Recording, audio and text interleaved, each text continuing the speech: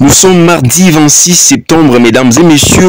Bienvenue à ce nouveau numéro de la revue de presse sur votre chaîne Jeunesse Congolaise au Travail, une chaîne par excellence. La majorité des journaux parus ce matin dans la ville province de Kinshasa s'attarde sur la sortie médiatique de Martin Fayulu, sur sa participation ou non à l'élection présidentielle du 20 décembre et les débuts du procès Bukanga Lonzo. On commence ces tours d'actualité avec le potentiel qui titre dépôt des candidatures à la présidentielle. Martin Fayulu maintient les suspens. À moins de 3 mois du scrutin présidentiel du 20 décembre 2023, Martin Fayulu laisse son électorat dans l'attente angoissée du dépôt ou pas de sa candidature à la magistrature suprême. Hier encore, dans une sortie médiatique très attendue sur la question, les patrons de l'ECD s'est évadé dans la langue des bois, laissant ainsi l'opinion dans un goût d'inachevé. Par contre, l'opposant au régime Tshisekedi a interpellé les président de la République sur certaines questions tout en l'appelant à prendre la mesure de la gravité de la situation et d'arrêter de jouer avec les feux.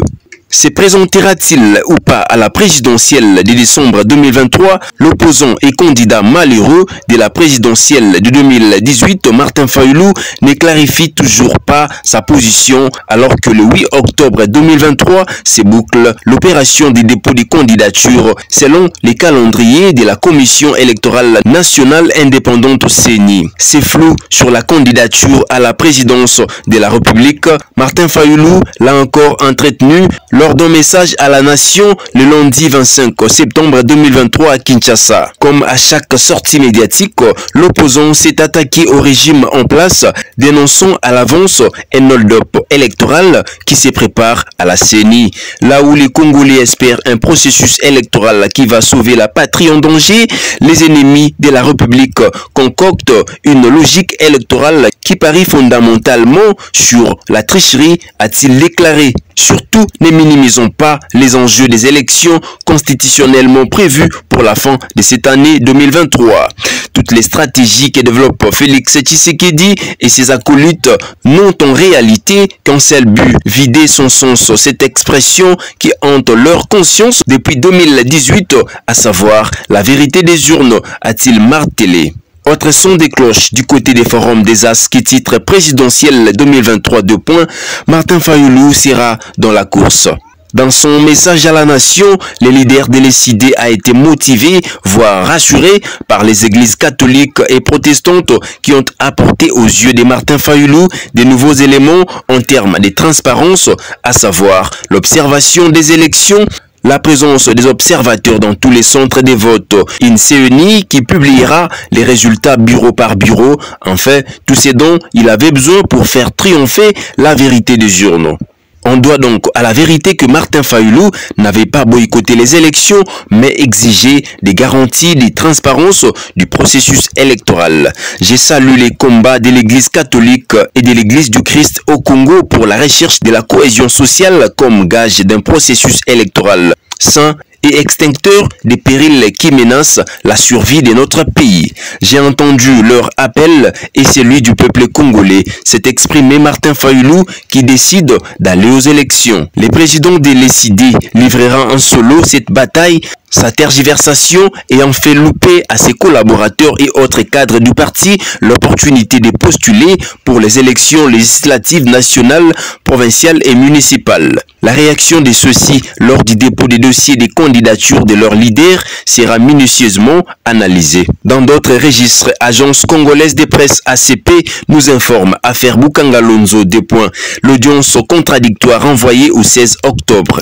La Cour constitutionnelle de la République démocratique du Congo, siégeant en matière répressive, a renvoyé au 16 octobre l'audience contradictoire dans l'affaire Matata et consorts accusés du détournement des fonds du parc agro-industriel Bukanga Lonzo, situé à l'est de Kinshasa, a appris lundi l'ACP des sources judiciaires. Nous accordons une remise ultime, non pas parce qu'il a un certificat médical, mais parce que c'est un droit garanti par la Constitution. Un délai raisonnable de 3 semaines, a déclaré le juge président Dieudonné Kamuleta. La remise sera contradictoire à l'égard de toutes les parties et obligations sera faite à tous les prévenus, même les prévenus Matata, quel que soit son état de santé, de comparaître à l'audience du 16 octobre 2023 et la Cour demande à toutes les parties de se mettre dans l'optique de la loi pénale, a-t-il poursuivi. À l'appel à la clause, les avocats de Matata Mponyo ont sollicité une remise de 45 jours pour des raisons de santé de leurs clients, présentant à cette occasion un certificat médical contresigné par 3 médecins. Nous sommes porteurs d'un certificat médical des 3 médecins pour attester l'état de santé alarmant de M. Matata, M. le Président. Conformément à la Constitution, l'article 47 de notre Constitution affirme ce qui suit. Les droits à la santé et à la sécurité alimentaire est garanti. Cette demande est sollicitée conformément à l'avis de ces 3 médecins traitants, a dit Maître Laurent Onyemba, avocat de la défense. Il a poursuivi en soutenant que ces reports des 45 jours sollicités ne lui enlèvent pas la bonne foi de coopérer avec la justice congolaise pour faire prévaloir son innocence. Par ailleurs, le ministère public a qualifié cette demande de manœuvre dilatoire de la défense devant ainsi être rejetée par la Cour constitutionnelle. Cette cause n'a pas que comme prévenu M. Matata Mponyo, il y a aussi Globert Christophe et Mutombo Mwananyembo Deogracias qui ne sont fait de faire. Nous considérons que ces manœuvres de dilatoire et demandons à la Cour de les rejeter afin de commencer l'instruction au fond de la cause, a dit le ministère public. Procès Bukangalonzo, 2 points. L'accusation soutient que le certificat médical de Matata équivaut à un refus de comparaître, peut-on lire sur actualité.cd. Au cours de l'audience du procès concernant l'ancien premier ministre Matata Mponyo, l'ancien gouverneur de la Banque centrale du Congo BCC, Deogracias Mutombo, et l'homme d'affaires Christo Gobler, impliqués dans les scandales du parc agro-industriel de Bukangalonzo, les avocats de Matata Mponyo ont présenté un certificat médical recommandant 45 jours de repos médical pour leurs clients. Cependant, le procureur général près la Cour constitutionnelle estime que cette démarche traduit une volonté de refus de comparaître. L'officier du ministère public a déclaré lors de l'audience: « Je voudrais, Monsieur le Président, vous rappeler les différentes péripéties que cette affaire a connues. Nous sommes partis de plusieurs préalables, incompétence, irrécevabilité, et pour vider ces préalables, la justice congolaise a dû prendre 1 an pour que l'affaire vous parvienne et que vous puissiez examiner les fonds. Il est inexact d'affirmer que l'accusé Matata a toujours collaboré avec la justice. À cet égard, nous signalons que c'est toujours dans les cadres de cette volonté de ne pas comparaître que les instructions sont données pour que les textes des procédures ne soient pas régulièrement signifiés. » Il a ajouté: « Il y a une logique de refus de comparaître aujourd'hui. Il y a comme une pluie qui tombe pour nous dire l'état de santé préoccupant de l'accusé Matata. Pour ma part, s'il y avait encore des médecins près de votre cour, j'aurais sollicité une contre-expertise, mais pour nous, ce certificat est un moyen de retarder les procès. » Toujours dans l'angle de la justice, Politico.cd ajoute RDC 2 points.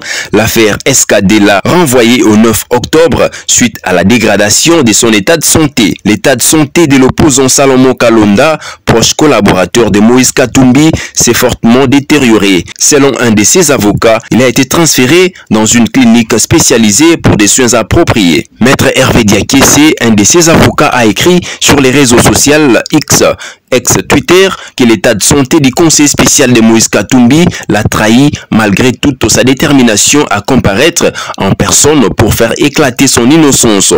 Il a précisé que depuis la dernière audience, une soudaine dégradation de son état de santé a obligé les personnels soignants à s'opposer à sa présence devant la cour militaire le lundi 25 septembre dernier. Ainsi, l'audience consacrée à la réplique de l'accusation après l'exception sur l'incompétence de la cour militaire dans cette affaire soulevée par la défense a été renvoyée au 9 octobre prochain. C'est avec cette information de nos confrères de Politico.cd que prend fin notre revue de presse de ce mardi 26 septembre. Mais avant de nous quitter, voici notre pensée du jour avec Épicure. Une vie heureuse et impossible sont la sagesse, l'honnêteté et la justice, et celles-ci, à leur tour, sont inséparables d'une vie heureuse. Restez connectés sur votre chaîne Jeunesse Congolaise au Travail. À demain pour un nouveau numéro.